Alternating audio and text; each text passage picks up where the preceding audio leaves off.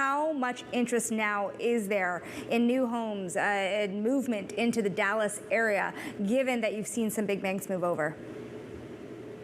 So there's a lot of population growth in the Dallas metro area. It's one of the fastest growing metros. It has been for the past few years. Of course, Texas overall is a fast growing state.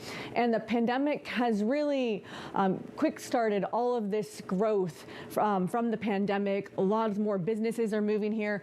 People can now do the same job that they did in California and New York, and they can do it in Texas. So the quality of life in Texas is high. In Dallas, it's very easy to live here.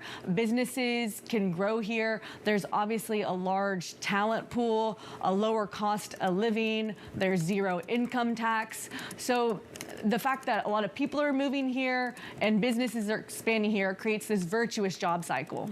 What about worker rights? I mean, we definitely saw this begin with Nashville. Nashville became the hot place for a while, and now I guess it's broadened out beyond Tennessee. But is it the same for workers' rights in a state like Texas as it is in states like New York and others? So, I mean, in Texas, it has been growing very rapidly. People want to live here. There's businesses expanding here.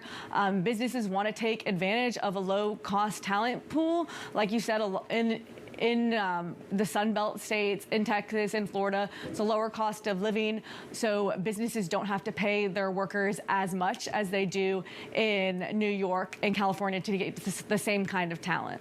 I'm curious about the type of talent moving over, Shelly, because I think about Goldman in particular. This idea of Goldman in Dallas, of course, there was a huge campus built, but one of the main executives had moved there, was in charge really of this big consumer operation that didn't work out so well. Is there kind of a massive push in terms of bringing more executives across different business lines that can show you kind of where the direction of travel is going? Well, it's a very different makeup of workers here in Dallas than it is in New York City and Wall Street. There are a lot of back office, a lot more engineering, operations type of employment here. John Waldron was here in Dallas for the groundbreaking ceremony for Goldman Sachs campus in October, and he mentioned that of Goldman's 4,000 employees here in the Dallas metro area, 1,000 of those are in engineering. So there's a lot of engineering back office, not as many investment bankers here in Dallas, but like you said, yes, there is a push to bring more executives here to the Dallas metro area, and we have seen some big CEOs of companies move here. We've seen the Fortress Investment co-CEOs move here. We've seen JP Morgan has more than doubled the number of investment bankers it has in the Dallas metro, but it's definitely slow and it's nowhere near like the type of talent there in New York City.